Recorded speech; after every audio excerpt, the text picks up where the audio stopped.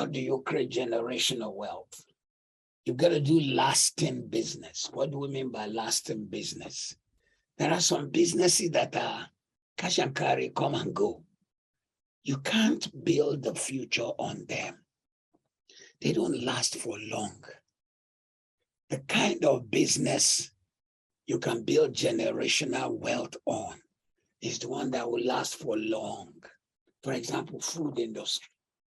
The one African I know who created so much wealth, and he had groundnut pyramids and shipped all over the world. At least it was food. And from there, he gave his sons money and they started a construction company. And from there, they gave another great grandson money, Aliko Dangote. So you need to do business that lasts. If you want to perpetuate wealth, you can't be doing something that is here today and we don't even know how long it will be around. You can't use that to create wealth. So let's look at this. The nature of lasting business is that lasting businesses are purposeful. They have a purpose. They have a reason. The next slide, please. Lasting businesses are purposeful. Lasting businesses are persevering. They persevere. Things come and go, but real estate is here. Things come and go, but the food and agricultural industry is here. Things come and go, but the printing industry is here. Those are some of the kind of lasting businesses I can use to say, when you want to think of a business that will perpetuate wealth, think of purpose, think of perseverance, think of the business that puts people first, In other words, the kind of business that will think of those who are benefiting from it. Then think of a business that is private, in other words, closely held and have a long-term view. There are families that you cannot believe how much of the properties in the city they have cornered. They are very private about it. They put it in trusts. If you even try to investigate who owns this building, you just find that it belongs to a holding, that belongs to a holding, that belongs to a holding. So you need to create also the business that has profit. The business that has profit. It's no use just doing a business. If you want to create perpetual wealth, it has to be profitable. Then lastly, it has to have paced growth. What do we mean? You know, some things just have meteoric growth. When the IT system began and everybody started the .com thing, everyone was starting .com. Then one day the bubble burst. You need the kind of business that the growth is paced. You want to build houses, sell houses, it takes a pacing, 1 house at a time, 2 houses at a time, 5 houses at a time, 3 houses at a time. The nature of lasting business is also that they are pragmatic. They have pragmatic innovation. Pragmatic in the sense that they take a view of what will work, how it will work. They are sensible about their approach. Sensible. Why are we saying you should do lasting business? Because 50% of businesses created every year, for example, in the United Kingdom, never last more than 5 years. So you need to look carefully. If you're thinking generational wealth, you need to look carefully and think of, will this thing last more than 5 years? Then only 10% of businesses make it through the first decade.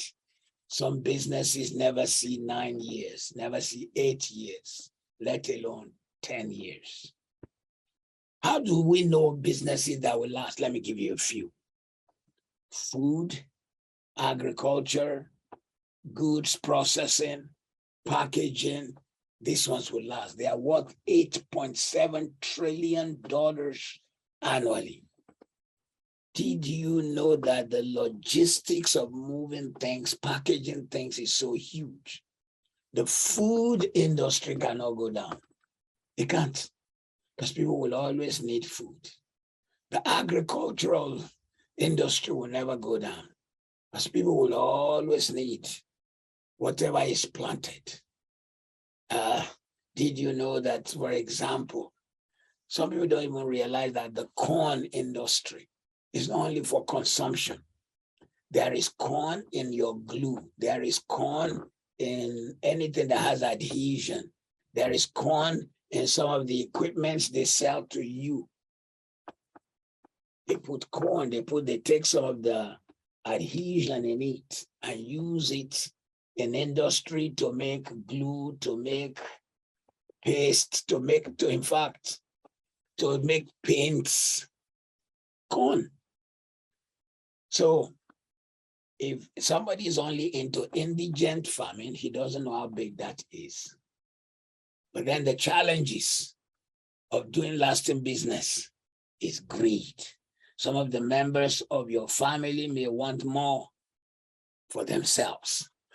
So you have to create a system where you let them know, you leave a voice down that, look, what I want is family. What this brother has is that brother's own, and they must unite and hold one another as one voice.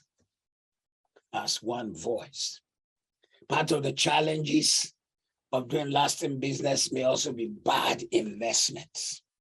Sometimes people don't sit down, calculate, look at the consequences of their steps. This step we want to take, how will it pan out? Who wants to buy? You can get excited about a product, but the final bottom line is, who is my customer? If you have not sorted out who your customer is, who is buying from you, you have no business. You got excited, oh my God, if you create this thing, the world will buy it. Who? Where have you sensitized people? Who told you they want it? Until you create a system whereby you are able to measure who needs it, then you have a bad investment. Then another challenge is exponential growth of the family. This can reduce the value of family investments. This is a bit emotional. Maybe what you could do, if you had created wealth and you had created a trust and you have 4 children, you may say, if children from a child have grandchildren that are 27, whatever comes for 27 is what they shall share. While your child B, his children had only grandchildren that are 7. They have what they will share. So these people, 27 of them are biting, or 7 are biting here. Some people do not realize that, look, let's face it, the world has been populated. The world has been populated. So for you to now go and you are creating and you're having so many children and grandchildren, there should be consequences in the generational wealth that you create. You should do it in a way that while you're saying all this belongs to my children and my grandchildren, this thing shall be divided into 4 segments, so that if Mr. B, today I saw this, one of those things that come on social media, some rapper in the United States, he's 22 and just had child number 10. 22 is donating children all over America. Donating children all over America. Number 10 at the age of 22. Imagine if he was your son and you have 4 sons. and this one have two children, and he has 10. It will be unfair if these ones equally share with him and his 10, and at 22, we are not sure if he has yet arrived at his final destination of childbearing. So the wise thing to do is to just create a system whereby this is what flows to this group. This is what flows to this family. Because there might be one of your children who decided to have only one child, and his one child decided that they only want 2 children, and the 2 children also decide they only want to have 2 each. But then there's another one who just believes that his anointing is to populate the earth. Children should not be suffering the consequence of another person's indiscipline.